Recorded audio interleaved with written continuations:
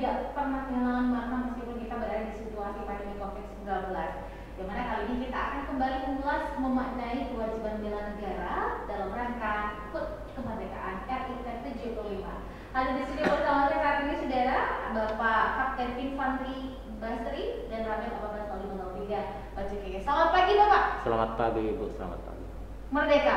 Merdeka. Merdeka. Keluarga. Sehat Pak? Alhamdulillah. Selamat datang kembali di Video Peduli. Baik, lalu saja Pak, ini memaknai kewajiban bela negara dalam rangka menyambut HUT kemerdekaan Republik Indonesia. Karena tadi sempat di segmen sebelumnya kita mengulas dengan narasumber kita yang lain, tapi ini di situasi yang sedikit berbeda, meskipun secara substansi tetaplah sama. Silakan Pak. Jadi yang pertama saya mengucapkan terima kasih banyak ya diberi kesempatan untuk menjadi narasumber di tempat ini. Selanjutnya Pak Dandim memohon maaf boleh tidak sempat tadi karena saat ini beliau sementara melaksanakan pendidikan di Bandung, sehingga kami dipercaya untuk mewakili beliau. Itu yang pertama. Baik. Kemudian yang selanjutnya kita berbicara masalah bela negara. Jadi yang pertama yang ingin kami sampaikan bahwa bela negara itu tidak identik dengan militerisme. Bela negara itu tidak identik dengan harus selalu menggunakan perlengkapan alat utama sistem persenjataan. Tapi bela negara yang saya maksud ini adalah bela negara yang merupakan milik seluruh warga masyarakat, ya, kewajiban seluruh anak bangsa dalam rangka melaksanakan bela negara sebagaimana diatur di dalam Undang-Undang Dasar 45 pasal 30 ayat 1. Di situ dengan tegas disebutkan bahwa setiap warga negara berhak dan wajib ikut serta dalam usaha bela negara dan keamanan rakyat. Saya kira seperti itu. Oke, baik. Nah ini tadi memang sih harus diluruskan karena masyarakat kalau berpikir bela negara itu ya turun ke medan perang melawan penjajah, tapi kan sudah tidak ada sekarang ya. Tapi esensi yang kemudian harus mengemuka yang dijelaskan dari Bapak dan Ramil sendiri adalah tidak identik dengan militerisme. So, seperti apa yang seharusnya dilakukan generasi muda kita saat ini? Oke ya. Jadi bela negara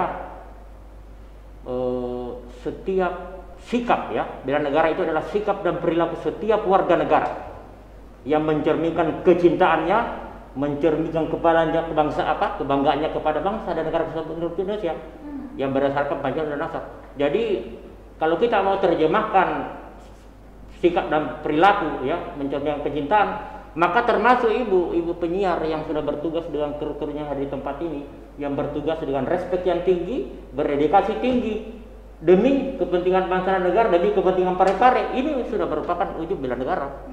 Karena tadi dikatakan bahwa sikap dan perilaku setiap warga negara yang mencerminkan kecintaannya, kebanggaannya. Ibu sebagai penyiar dengan kru-kru bekerja, ini mencerminkan kebanggaan kepada bangsa. Maka ibu ada kategori dalamnya sebagai sudah melaksanakan bela negara.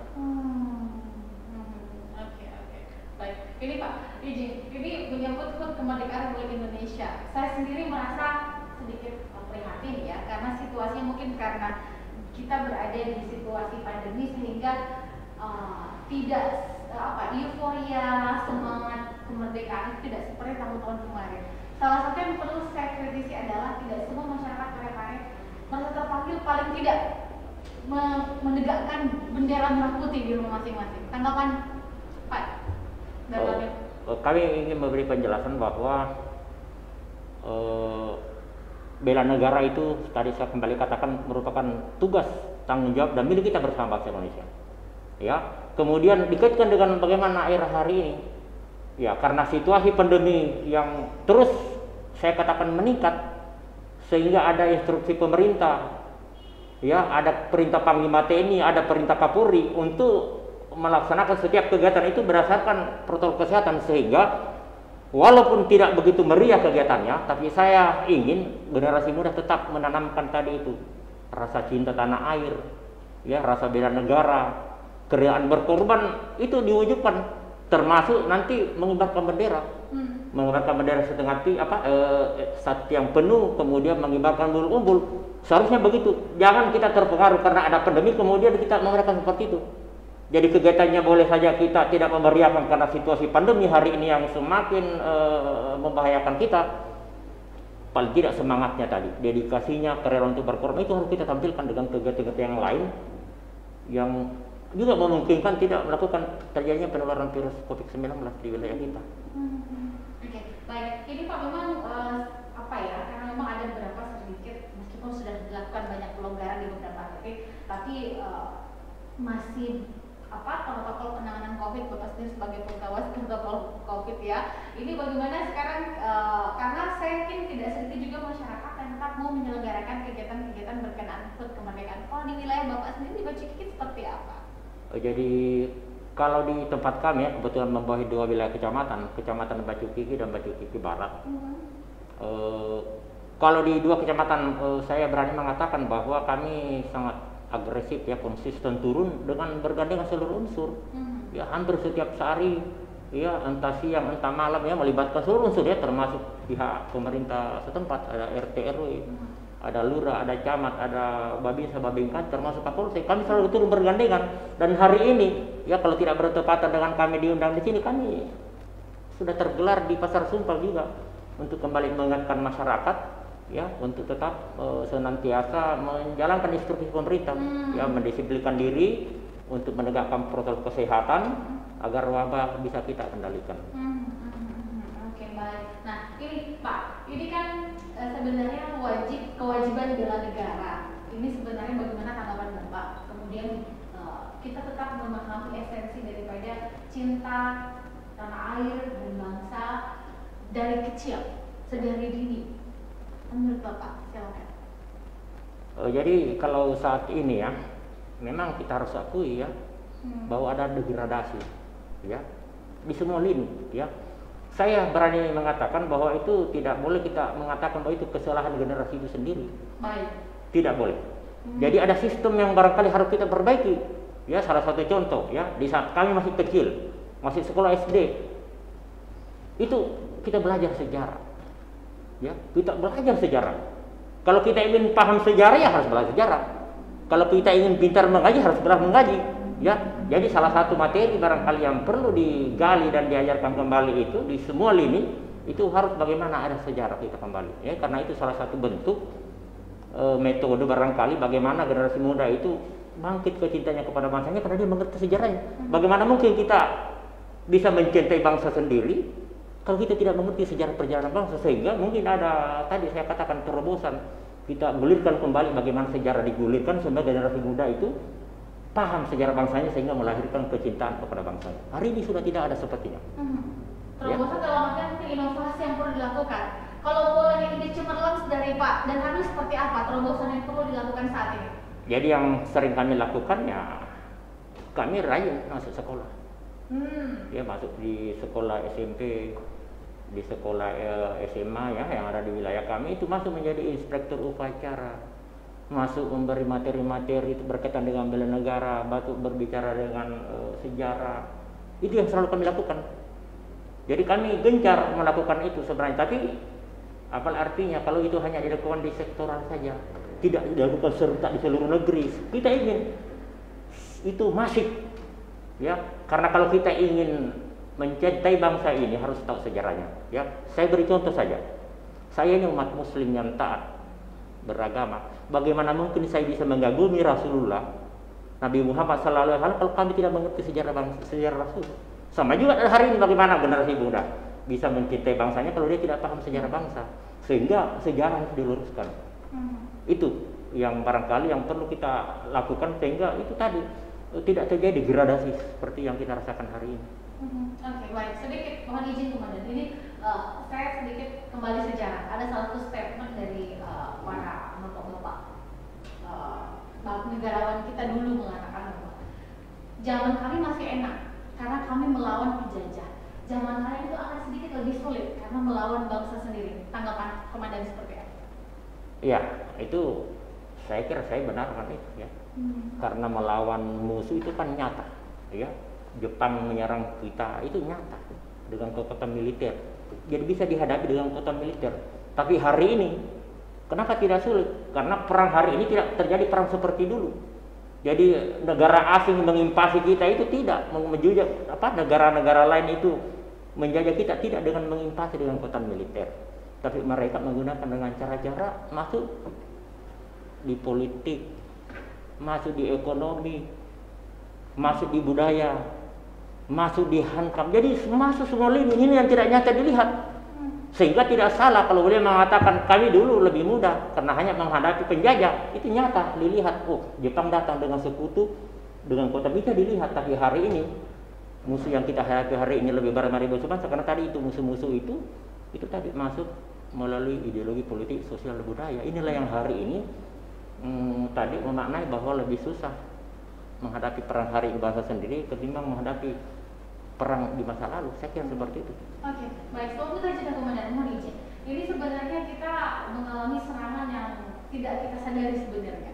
Dan di momentum HUT Kemerdekaan Republik Indonesia yang ke-75, saya pribadi merasa kita belum merdeka secara seutuhnya. Baik, kita tidak dijajah lagi. Tapi menurut Komandan, sebagai anggota TNI, sebagai warga negara, apa sebenarnya yang hilang daripada apa yang telah diwariskan oleh para pejuang-pejuang bangsa ini? Yang pertama yang ingin kami sampaikan bahwa yang nomor satu yang harus kita merusak itu adalah persatuan dan kesatuan bangsa.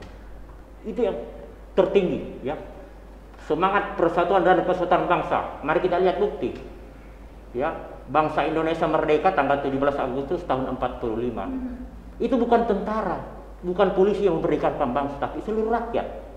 Seluruh rakyat Indonesia dari berbagai komponen, dari berbagai unsur tidak akan mungkin mendapatkan kemerdekaan itu manakala rakyat tidak menyadari begitu pentingnya persatuan dan kesatuan. Lahir Budi Utomo di tanggal 20 Mei 08 mengingatkan begitu pentingnya kita bersatu. Pada tanggal 20 hari Sumpah Pemuda 28 Oktober tahun 45, para pemuda berikrar ingin meyakinkan begitu pentingnya kita bersatu, karena di mana rakyat pada waktu itu berjuang masing-masing, berjuang berdasarkan kesukuan, berjuang berdasarkan kedaerahan, kerajaan, sehingga kita terjadi begitu lama. Tapi begitu mereka disadarkan oleh dua tokoh tadi, Budi Utomo dengan para pemuda tahun 28, ditarik mundur ke 45, itu dia begitu lama merdeka, karena disitulah semangat kebangsaan persatuan diusung. Sehingga yang paling pertama saya titik beratkan adalah bagaimana mempersatukan semangat persatuan dan kesatuan bangsa. Itu titik yang harus kita pegang teguh oleh siapa saja. Ya, mari kita lihat sejarah di belakangnya. Setelah kita merdeka, masih seumur jagung kemerdekaan muncul pemberontakan. Ada yang ingin merubah Pancasila, ada yang ingin memerdekakan diri. Tapi semuanya bisa kita atasi, bisa kita hadapi dengan semangat persatuan dan kesatuan. Sehingga hari ini, ya, kalau kita ingin maju, mari kita kembali dengan teguh semangat persatuan dan kesatuan bangsa. Itu yang tertinggi. Oke, baik. Saya ingin jelas, tapi ini menarik. Karena sekarang seperti ini, kita semakin berkembang. Negara lain berusaha berpikir untuk mengembangkan ekonomi, mengembangkan pariwisata mereka, mengembangkan segala kekayaan alam. Tapi negara kita lihat sendiri, banyak sekali konflik yang kemudian muncul, bahkan tidak sedikit yang ingin melepaskan diri dari NKRI. Saya mulai sedih rasanya. Saya merasa ingin nangis rasanya hati saya, seperti mau ada saudara yang mau hilang dari kita. Tanggapan Bapak sebagai anggota TNI seperti apa? Jadi intinya ada di pemerintah. Ya, apakah itu di pemerintah pusat, apakah itu DPR. Jadi itu ada lembaga yang sangat penting menentukan itu.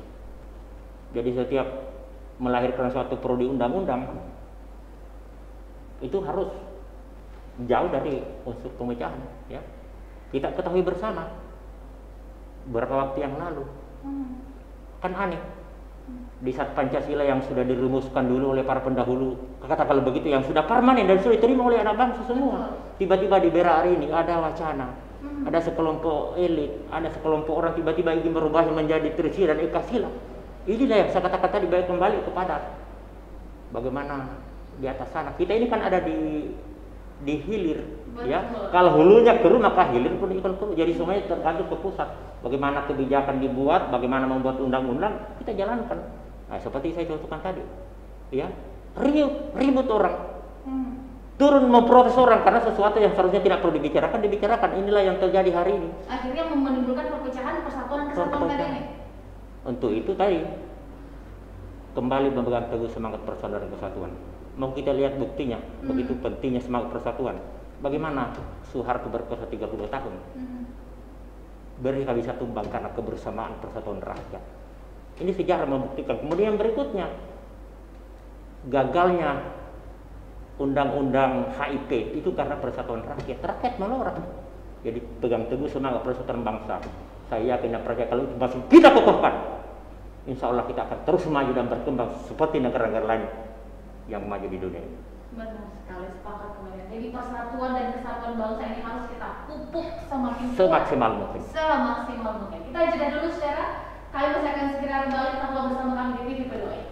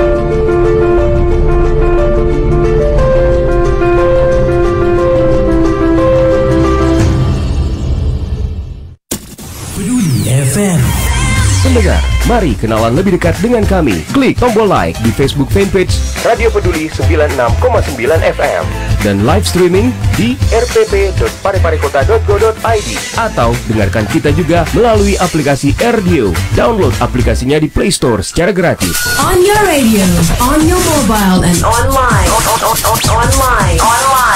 Your number one hit music station. 96.9.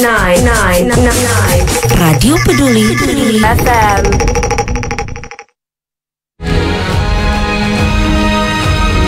Assalamualaikum warahmatullahi wabarakatuh. Saya Harmanika, Suradi Sugiarto, saya Trianti Sulaiman, saya Uswatun Hasanah, hadir di layar televisi Anda dengan suguhan informasi yang telah dirangkum tim redaksi kami. Kita mulai news update selengkapnya.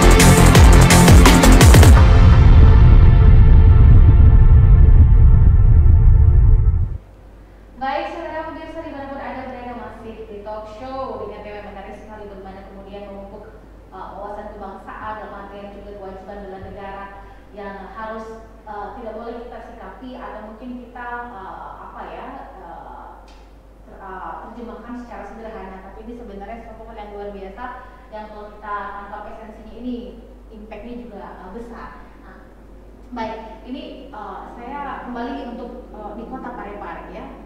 Sebenarnya karena Kota Parepare bisa dikatakan saya bersyukur berdiam di sini, Bapak izin karena tenang, damai, kondusif dan kolaborasi antara semua leading sektor ini berlangsung apik. Tanggapan Bapak? Iya, memang Kota Parepare ya, seperti survei yang sudah disampaikan Pak Wali Kota Parepare, bahwa kita itu di atas 90% ya, 98% tingkat keamanan kedamaian di Parepare. Itu survei dari semua lembaga ya, meyakinkan. Artinya terjadinya kondisi aman seperti ini itu karena kerja-kerja pemerintah ya, tidak tercipta begitu saja, tapi ada perjuangan besar ya, dedikasi tinggi yang dilakukan oleh pemimpin yang di Parepare, Pak Wali Kota bersama jajaran ya, Forkopimda. Ya, jadi tidak bisa ada kerja keras ya yang sudah dilakukan seluruh jajaran pemerintahan. Walaupun kondisi pada misalnya Parepare sepertinya berjalan biasa saja, ekonominya juga tidak sepertinya kami tidak rasakan ya, apalagi masalah keamanan. Jadi itu yang harus terus kita tingkatkan ya, kita harus dukung program pemerintah sehingga tercipta suasana yang damai seperti hari ini. Oke, baik. Ini menyambut Hari Kemerdekaan Republik Indonesia. Kita melihat sendiri biasanya ada upacara, biasanya anak-anak kita lihat sendiri beberapa bulan terakhir anak-anak kita ini, anak saya di rumah saja sedikit komplain, wah saya rindu suasana peringatan 17-an seperti tahun-tahun kemarin yang memang terasa sekali kegeliatnya. Tanggapan Bapak ini di situasi pandemi, tapi semangat kemerdekaan tidak pupus, silakan. Nah, itu yang seharusnya memang harus ditunjukkan ya, jadi suasana kemerdekaan ya, kecintaan, kebanggaan terhadap kemerdekaan bangsa tidak harus kita turun pawai, tidak harus kita turun di lapangan menjalankan kegiatan mewah-mewah, karena memang situasinya dihadapkan dengan situasi yang tidak memungkinkan ya. Justru kita syukur ya, bangga kita sebagai warga negara ini ya, khususnya orang Parepare, karena pemerintah kita sangat konsisten ya, sangat peduli, gencar itu untuk menegakkan protokol kesehatan ya. Untuk apa kita turun ya di lapangan menjalankan kegiatan yang meriah, tapi justru di situ membuat ada wabah ya, menimbulkan ada klaster baru. Inilah di Parepare yang kita rasakan bisa diterkendali ya, karena adanya peran pemerintah yang bersinergi dengan seluruh unsur. Kemudian kami berharap ya, sosialisasi terus kita lakukan ya, edukasi terus sampai ke masyarakat, sehingga masyarakat tidak bertanya dan tidak merasa kecewa kenapa kok dulu bisa ramai, hari ini kok tidak seperti itu ya. Inilah tugasnya pemerintah, unsur-unsurnya ada wilayah menjabarkan ya, memberi edukasi, menyampaikan ke publik bahwa kondisi hari ini kita berada di pandemi ya, ini sudah mewabah mendunia nasional, bahkan termasuk di Parepare kota kita masih zona merah ya kalau tidak salah, sehingga kegiatan-kegiatan yang keramaian tadi itu tidak perlu kita paksakan, yang penting semangatnya tadi itu yang harus kita pelihara. Oke, baik. Ini ada tanggapan Komandan izin dari Pak Alwi di Jalan Pelita. Saya sepakat Komandan bahwa Pancasila sudah berikan semangat persatuan di semua kelompok. Tanggapan Komandan seperti apa? Jadi kita harus lihat sejarah dulu ya. Jadi Pancasila tidak lahir begitu saja. Para elit, para tokoh berdiskusi, pendapatnya Muhammad Yamin, pendapatnya Soekarno, pendapat tokoh yang banyak ya. Jadi lahirlah Pancasila seperti hari ini yang sudah menjadi kesepakatan bangsa. Dan sampai hari ini, detik hari ini, itu kan sangat nyata dan ampuh bahwa mampu melakukan mampu menjadi perekat pemersatu bangsa. Seharusnya setiap generasi bangsa dari zaman ke zaman sudah harus menerima itu. Tidak perlu lagi ada yang berpikir untuk merubah, untuk mengganti, karena apabila itu akan diganti, itu akan dirubah, itulah awal perpecahan bangsa. Sehingga sebaiknya kita sinarkan Pancasila apa yang ada hari ini. Tidak perlu lagi ada yang berpikir untuk menjadi 3 sila, menjadi 1 sila, tidak, karena itu perpecahan. Itu saya kira yang perlu saya sampaikan. Baik, ini ada tanggapan lagi dari Pak Kamarudin. Mohon bagaimana pendapat Bapak seputar adanya kelompok-kelompok radikal di tanah air? Silakan. Jadi radikal itu bukan hari ini ada. Ya. Sejak Nabi Adam alaihissalam radikal itu sudah ada. Sebelum kemerdekaan radikal ada. Setiap zaman radikal ada. Ya. Tapi kenapa di zaman hari ini sangat mengemuka? Karena kita berada di era sistem politik yang berbeda. Di zaman dulu sistem politik kita kan tidak dipilih langsung. Ya, hanya dipilih oleh DPR sesuai undang-undang pada waktu itu. Hari ini pemilihannya dirubah berdasarkan konstitusi yang terbaru, harus dipilih rakyat, sehingga itu tadi muncullah radikal-radikal dan terekspos. Ya, karena semuanya itu ya mohon maaf, semua ada kepentingan politis di dalamnya. Jadi bisa saja barang kecil dibuat besar, bisa saja barang kecil tadi karena sistem politik kita ya memungkinkan seperti itu, sehingga kami barangkali untuk berpesan, mari kita tanamkan cinta tanah air, mari kita tanamkan rasa memiliki negeri ini. Jadi orang-orang yang radikal karena ingin merubah Pancasila, orang-orang yang radikal karena ingin melepaskan NKRI sudah sadarlah kembali ke pangkuan negara. Kita bersyukur Tuhan memberi rezeki, ya rezeki, ya hidayah, hadir Pancasila itu sebagai pemersatu bangsa. Saya kira begitu barangkali Mbak yang bisa. Baik. Ini tadi sempat ketika di segmen sebelumnya sempat saya singgung tentang bagaimana kita berperang dengan bangsa sendiri. Kita melihat banyaknya sekarang kesalahan informasi anak-anak muda kita yang mohon maaf saya harus mengatakan selama asuhan seperti itu saya harus mengikuti aliran-aliran yang sebenarnya bertentangan dengan ideologi kita sebagai Pancasila atau kan bertentangan dengan apa yang kita anut seperti itu. Tanggapan Bapak mungkin bukan hanya sebagai seorang anggota TNI tapi juga sebagai orang tua menyikapi ini, apa yang perlu dibenahi? Jadi sebenarnya yang paling pertama yang harus dibenahi itu adalah peran orang tua. Ya, Rasul telah bersabda, setiap anak itu terlahir dari rahim ibunya itu dalam suasana suci, bersih mereka. Tapi suatu ketika mereka menjadi kecil, menjadi besar, dewasa, menjadi musyrik, munafik, mungkin jadi apa? Maka kedua orang tuanya membuatnya mereka seperti itu. Jadi lingkungan yang pertama diperkuat peran tanggung jawab orang tua. Ya, untuk meningkatkan wawasan kebangsaannya, pemahaman agamanya, termasuk tadi pengaruh radikal. Itu lingkaran yang kedua. Pertama. Kemudian yang kedua, di lingkungan pendidikan. Itu juga harus punya peran penting. Kemudian di lingkungan masyarakat. Kalau itu tiga lingkungan menyadari tanggung jawabnya masing-masing, menanamkan nilai moral, nilai kebangsaan, nilai etika, wah generasi kita akan menjadi generasi hebat. Karena prinsip kami begini, burung saja yang lahir itu tidak diciptakan untuk bisa berbicara. Tapi suatu ketika burung itu dilatih, dibiasakan, mereka bisa berbicara. Apalagi manusia yang ditakdirkan untuk seperti itu. Jadi tergantung bagaimana tadi tiga lingkungan ini. Lingkungan orang tua, keluarga, lingkungan pendidikan, kemudian lingkungan masyarakat. Inilah harus kita sterilkan kalau ingin generasi kita itu tadi berwawasan kebangsaan, moralitasnya tinggi, kemudian mereka beretika. Saya kira begitu, Bang. Baik, kita jeda dulu. Izin komandan, saudara jangan kemana-mana, saya masih akan segera kembali selesai jeda.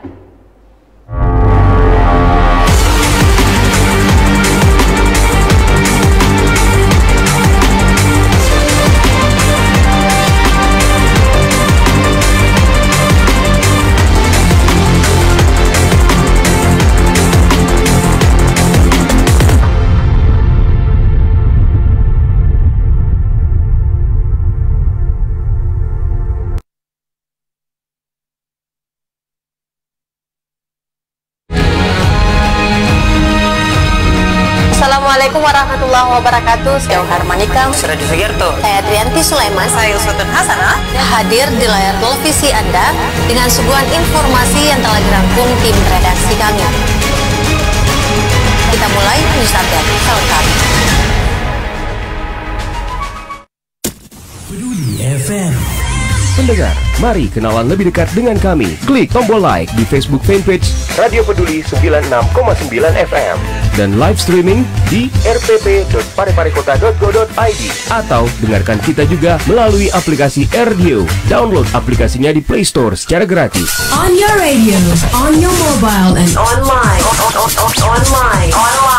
Your number one hit music station. 96.9. Radio Peduli FM.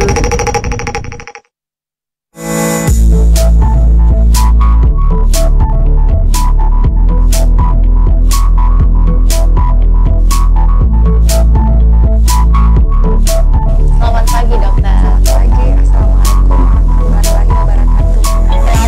Saya Dokter Bentang dari SPB.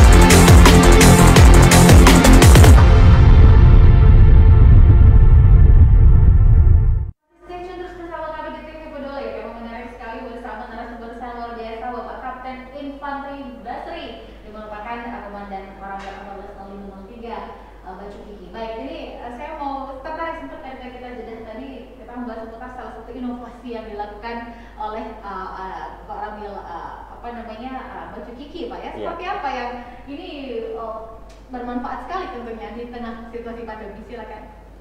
Jadi ini salah satu program yang diluncurkan oleh Bapak Pangdam ya. Perintahnya itu tadi malam disampaikan kepada seluruh jajaran Koramil ya. Di Kodam 7 Ribuan ini untuk menyiapkan jaringan WiFi ya. Tergelar nanti, kemudian ya kita akan berkoordinasi dengan pihak sekolah, dengan unsur-unsur pemerintah di wilayah. Kita ingin mendata masyarakat kita yang tidak mampu ya. Kita nanti akan mendata, kemudian akan kita nanti kalau perlu dijemput ya Koramil, mereka berada di sana karena seluruh Koramil itu diperintahkan itu untuk membuat satu jaringan untuk membantu masyarakat anak-anak kita yang kurang mampu.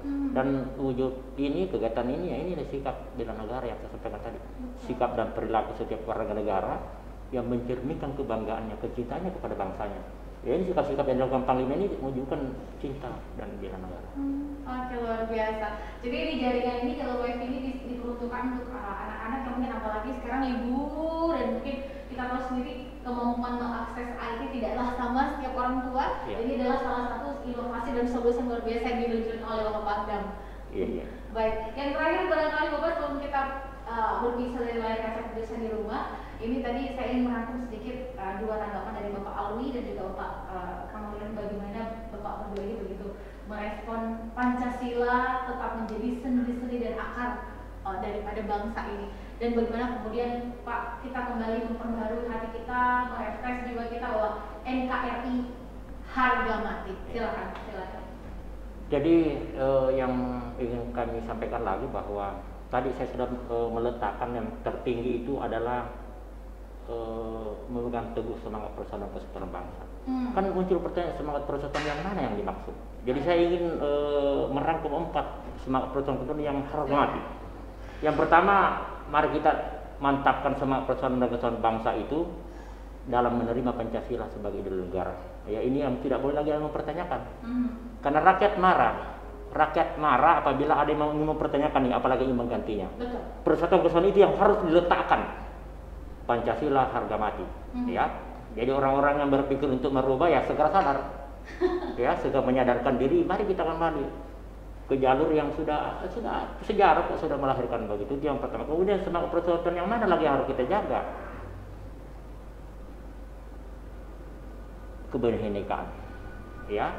Jadi boleh kita berbeda suku, berbeda agama, ya, berbeda partai politik, berbeda latar belakang segala macam, tapi tetap kita Bhinneka Tunggal Ika. Itu juga ajaran dari sana sudah seperti itu. Jadi harus kita jaga semangat persatuan, menerima kebinekaan itu tidak boleh luntur.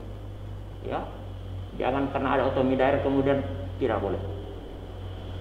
Nenek moyang kita dulu, para pendahulu kita itu sudah merumuskan begitu, kita ini tinggal mewariskan saja, meluruskan saja, melaksanakan saja. Ya, jangan kita kecewakan para pendahulu bangsa. Tiba-tiba hari ini kita ini tiba-tiba kayak bangun dari mimpinya. Ya, tiba-tiba ingin melakukan perubahan, ternyata diutulah rakyat, itu tidak boleh ya. Jadi Pancasila finalkan, kemudian kebinekaan juga harus final, kemudian berikutnya Undang-Undang 45 ya. Itu semua adalah sendi-sendi yang harus kita jaga dan kita pertahankan. Selanjutnya NKRI juga harga mati. Jadi 4 tadi pilar berbangsa bernegara ya, itu yang kita sepakati untuk jaga, pelihara, dan kita kembangkan terus dalam rangka membangun negeri ke depan. Kemudian yang terakhir lagi ingin saya sampaikan, bela negara hari ini yang barangkali yang paling aktual yang bisa kita lakukan saat ini adalah bagaimana sikap kita dalam mencermati adanya kasus wabah virus ini. Ya, dengan masyarakat tertib menggunakan masker, dengan masyarakat menghindari kerumunan-kerumunan, dengan masyarakat menghindari menjaga kebersihan, menjaga imunitas tubuh. Itulah bentuk bela negara yang aktual hari ini, karena hari ini bangsa kita dihadapkan oleh 2 masalah besar, masalah kesehatan, masalah pandemi.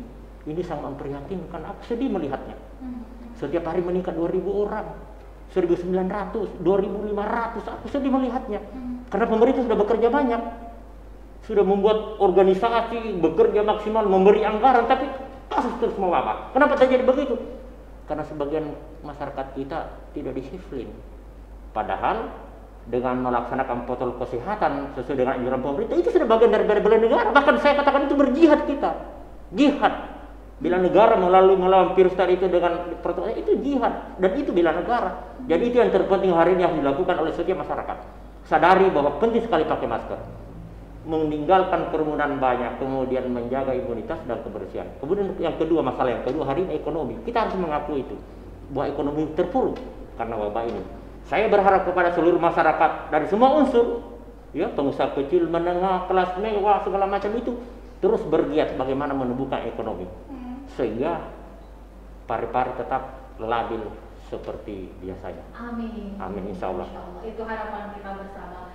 Dan sebelum kita jeda kembali, saya mengulas apa yang disampaikan Bapak, mengingatkan kembali bahwa mari kita kembali ke pangkuan negara, ke pangkuan Ibu Pertiwi, mengembalikan roh dari 4 pilar ideologi Pancasila, kemudian kebinekaan kita, Undang-Undang 45 dan juga NKRI, Pak. Harga mati. Dan sekali lagi saya dan kru juga ingin mengucapkan terima kasih banyak kepada teman-teman TNI, terima kasih salaman kami kepada Bapak Pangdam yang telah mengeluarkan sebuah inovasi yang begitu luar biasa untuk kemaslahatan anak-anak kita, kemaslahatan umat, untuk memajukan sistem pendidikan di situasi kegawat daruratan ini. Selamat bertugas Bapak, dan selamat hari ulang tahun kemerdekaan Republik Indonesia yang ke-75. Merdeka! Merdeka! Merdeka! Saya Bapak Saudara, Assalamualaikum warahmatullahi wabarakatuh. Kita akan berjumpa kembali dalam talk show episode berikutnya, masih bersama saya Ika Merdeka Sari, ya. Sekali lagi nih Pak, Merdeka! Merdeka!